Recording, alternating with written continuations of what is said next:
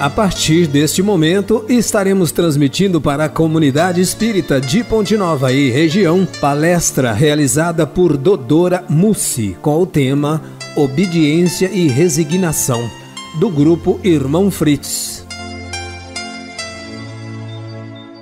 É muito bom estar com vocês neste encontro, queridos ouvintes.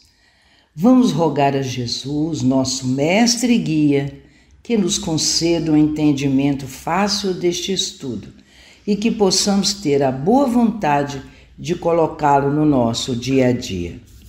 Nosso tema de hoje traz uma página psicografada pelo espírito Lázaro na Sociedade Espírita de Paris em 1863. Encontra-se no capítulo 9, Bem-aventurados mansos e pacíficos, item 8.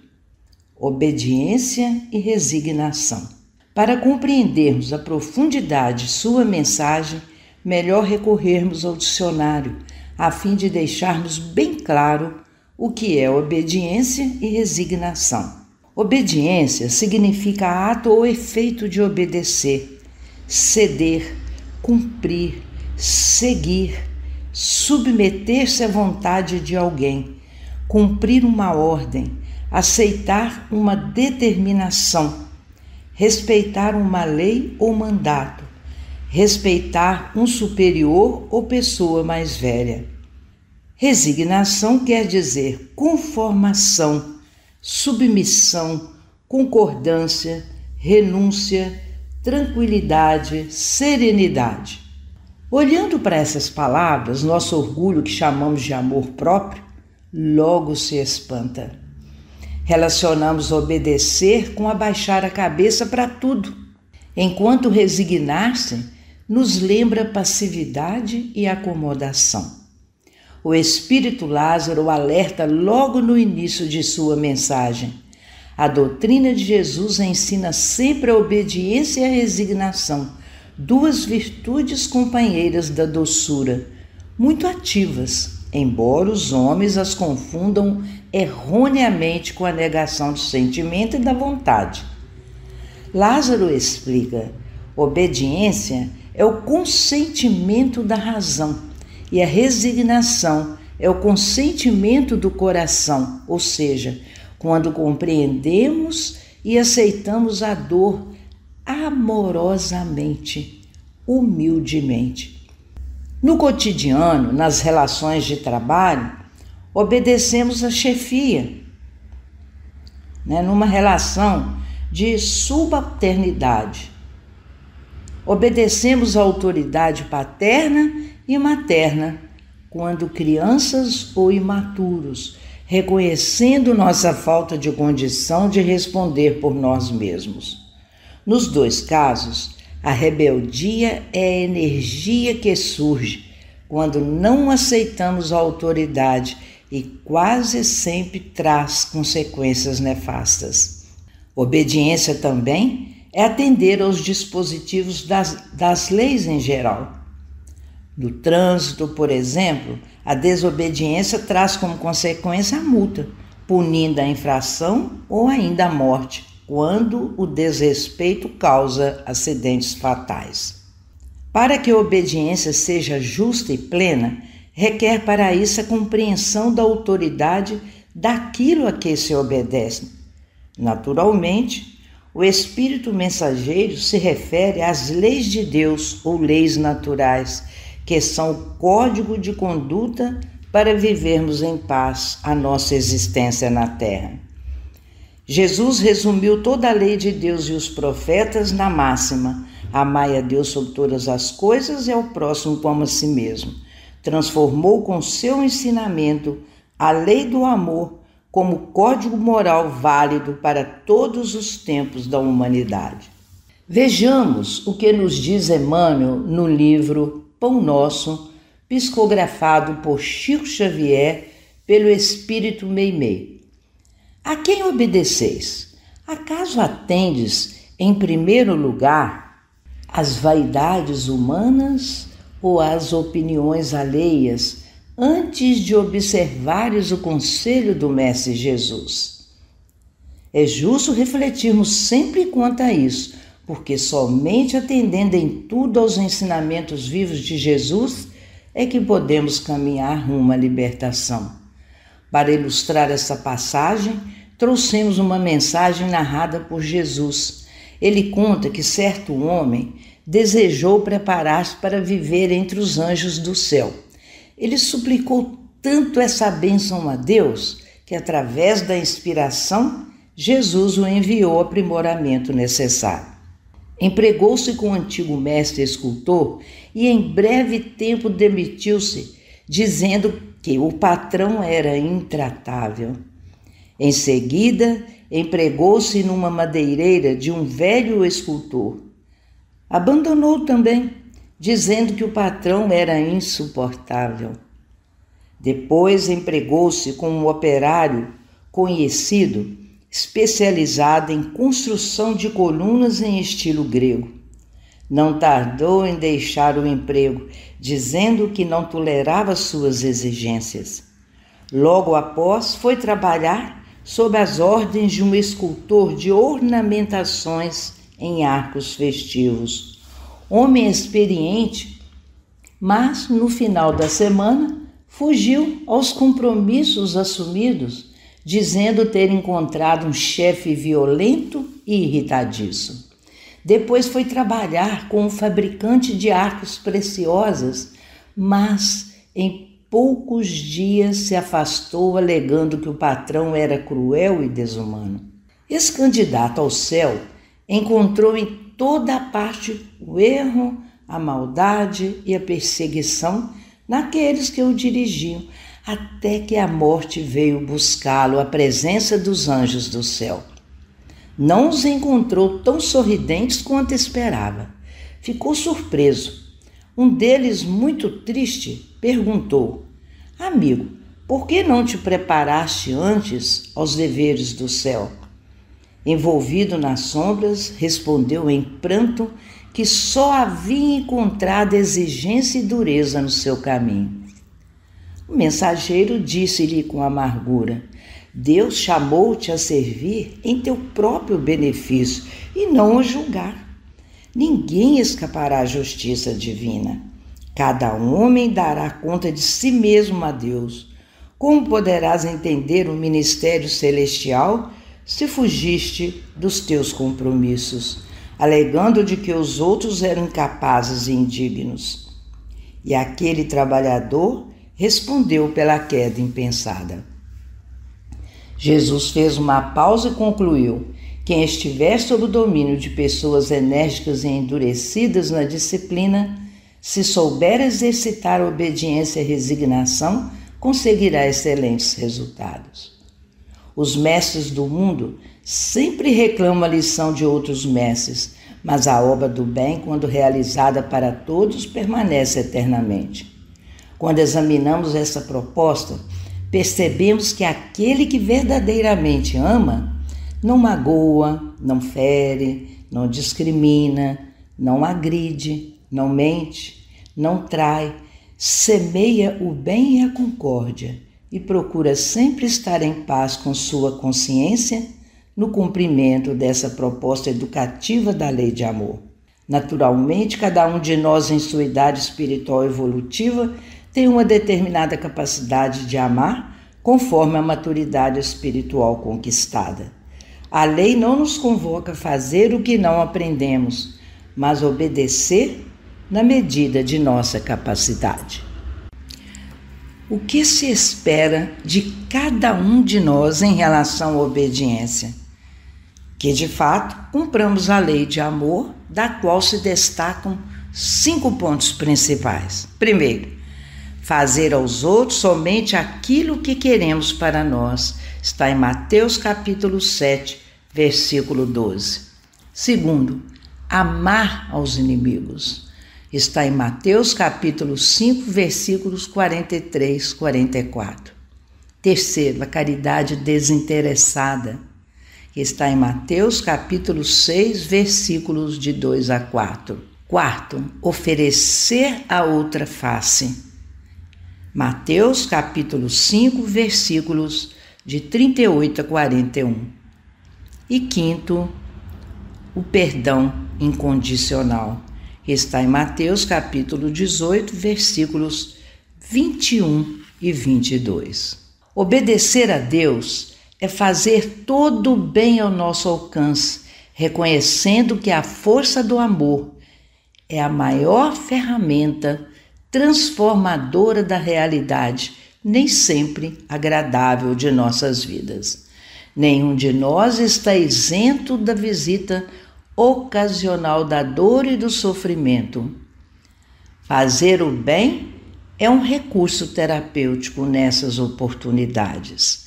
Se a obediência é uma virtude ativa, como ensina Lázaro em sua mensagem, é importante aprendermos a seguir aquele que Deus apresentou à Terra como o maior modelo e guia para nos servir de exemplo: Jesus.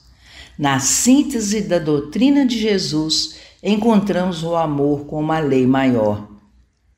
Vejamos que as palavras modelo e guia com que os espíritos superiores categorizaram Jesus quer dizer que ele pode ser imitado, copiado, tomado como mestre. Isso é de grande importância compreender, porque diante de qualquer dúvida ou desafio, podemos nos socorrer de sua vida modelar e de seus ensinamentos morais para responder ao dilema. Diante de uma oportunidade como esta, como agiria Jesus? E certamente não escolheremos algo que prejudique alguém ou a nós mesmos, porque todas as ações de Jesus na terra espelham a obediência a Deus integralmente. Resignação comparece em nossa vida como responsabilidade, coragem e valentia em assumir as nossas atitudes e as consequências delas integralmente. É a resignação que nos faz enxergar a justiça das leis de Deus que se cumprem em nossas vidas pela lei de ação e reação, contemplando-nos com a colheita obrigatória de todas as lavouras que livremente semeamos. Interessante refletir que, se nós nos resignemos ou não, a lei entrará em cumprimento da nossa vida de forma natural, cobrando a reparação dos nossos débitos. A doutrina de Jesus ensina a obediência e a resignação, virtudes que ele possuía. Jesus era obediente aos seus pais desde a sua infância e, acima de tudo, veio fazer a vontade de Deus. Aos 12 anos, permaneceu em Jerusalém sem que os seus pais o soubessem, e quando o encontraram, estava sentado no templo entre os doutores da lei, escutando e fazendo perguntas. Ao vê-lo, seus pais ficaram emocionados e sua mãe lhe disse: "Filho, por que fez isso conosco? Teu pai e eu estávamos aflitos à tua procura." Ele lhes respondeu: "Por que me procuravam? Não sabiam que eu devo estar na casa do meu pai?" Dizendo essas palavras, quis se referir à missão altíssima de que se achava investido. Mas eles não compreenderam o que o menino havia dito. Então Jesus desceu com seus pais para Nazaré e permaneceu obediente a eles. Jesus disse: "Pois desci dos céus, não para fazer a minha vontade, mas para fazer a vontade daquele que me enviou." Constantemente o Divino Mestre demonstrava sua obediência e seu imenso amor pelo Criador. Sempre nos ensinou que acima de nossa vontade, acima de nossos interesses, está a soberana vontade de Deus, diante da qual nos devemos curvar humildemente. Sendo um espírito puro, o Divino Mestre não precisava sofrer. No entanto, ele sofreu para que pudesse mostrar aos homens, por meio de um exemplo prático, a resignação, a obediência e a submissão com que se devem eles comportar diante das vontades do nosso Pai. Nos últimos momentos do seu sacrifício na cruz, limitou-se a dizer em voz alta: "Tudo está realizado. E, inclinando a cabeça, entregou o Espírito. Nós extraímos do livro Ideias e Ilustrações, psicografado por Chico Xavier, pelo Espírito Meimei, um conto intitulado O Vaso, que ilustra bem o que estamos falando. Um velho oleiro muito dedicado ao trabalho, certa feita adoeceu gravemente e entrou a passar enormes necessidades. Os parentes aos quais ele mais servira moravam em regiões distantes e pareciam haver perdido a memória. Sem ninguém que o auxiliasse, passou a viver da caridade pública, mas quando esmolava caiu na via pública e quebrou uma das pernas, sendo obrigado a recolher-se à cama por longo tempo. Chorando amargurado, fez uma prece e rogou a Deus alguma consolação para os seus males. Então, dormiu e sonhou que um anjo lhe apareceu, trazendo a resposta pedida. O mensageiro do céu conduziu até um antigo forno em que trabalhava e, mostrando-lhe alguns formosos vasos de sua produção, perguntou: como é que você conseguiu realizar trabalhos assim tão perfeitos? O olheiro, orgulhoso de sua obra, informou: usando o fogo com muito cuidado e com muito carinho no serviço da perfeição. Alguns vasos voltaram ao calor intenso 2 ou 3 vezes. E sem fogo, você realizaria sua tarefa? Indagou ainda o emissário. Nunca, respondeu o velho, certo do que afirmava. Assim também esclareceu o anjo bondoso. O sofrimento e a luta são as chamas invisíveis que nosso Pai Celestial criou para o embelezamento de nossas almas, que um dia serão vasos sublimes e perfeitos para o serviço do céu.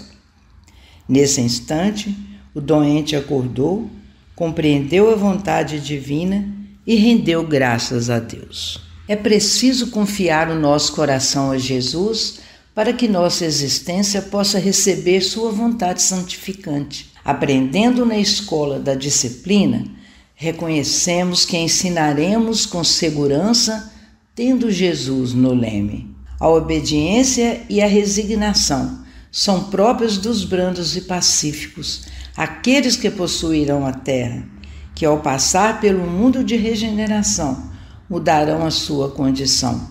Haverá menos lágrimas e menos dores. A terra será um planeta onde imperará maior felicidade.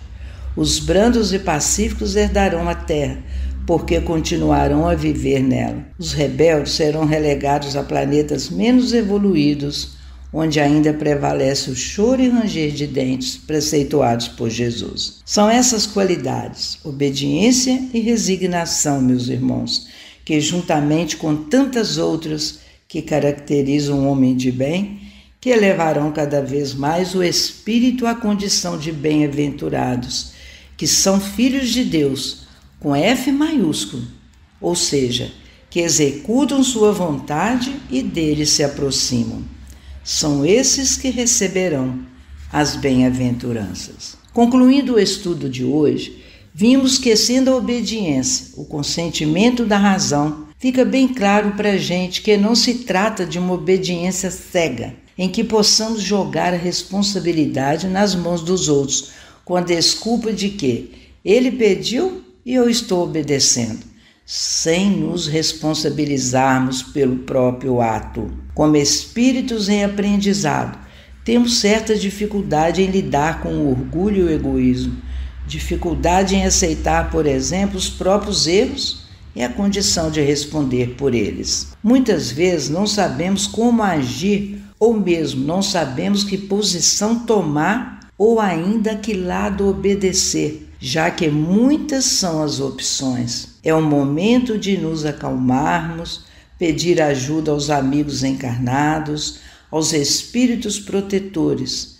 obedecendo ao bom senso e à razão, buscando o nosso vínculo com o Criador através da prece. Nós fomos convocados a dar o melhor de nós junto às pessoas com as quais convivemos. Família, amigos, conhecidos do trabalho, da comunidade, enfim, todos, seja lá onde estivermos colocados, seja qual for a profissão, status, credo, raça ou idioma. A obediência aos pais, professores, patrões e a todos a quem servimos ou devemos respeito não significa fraqueza ou falta de personalidade, mas coragem, desprendimento e compreensão do que é a vida e de nossas necessidades. Da mesma forma que obedecer não significa ato cego, resignação não significa cruzar os braços ou uma aceitação passiva. Precisamos ter a compreensão de que ninguém sofre por erros de outrem, se neles não teve participação direta ou indiretamente. É muito comum a gente ouvir: fulano está pagando pelos erros dos seus pais. Não tem lógica isso. Nós respondemos pelos nossos próprios erros. Fomos criados todos iguais, sem qualquer tipo de privilégio. O que nos torna diferentes uns dos outros é o caminho do aprendizado que escolhemos para seguir pelo nosso livre-arbítrio e que colheremos o que tivermos semeado durante o percurso. Vimos que a resignação pregada por Jesus está longe de ser da inércia e do desânimo.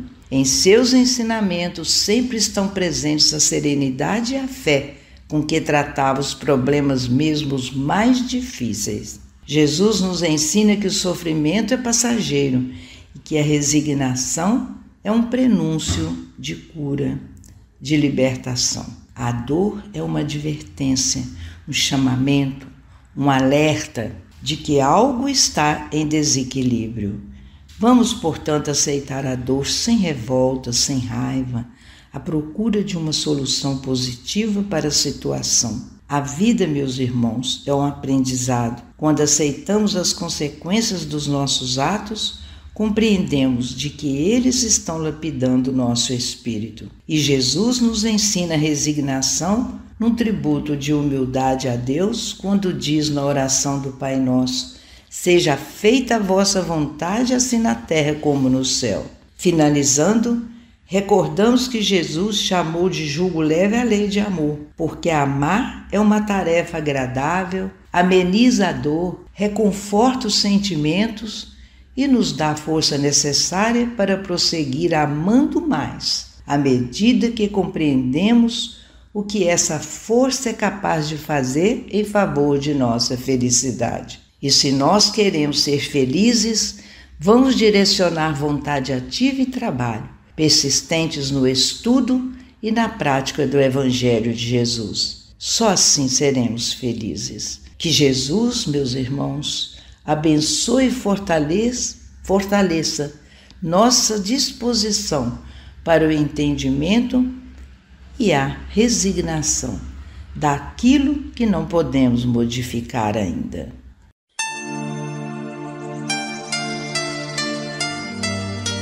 Termina aqui a palestra do Grupo Irmão Fritz. Boa noite.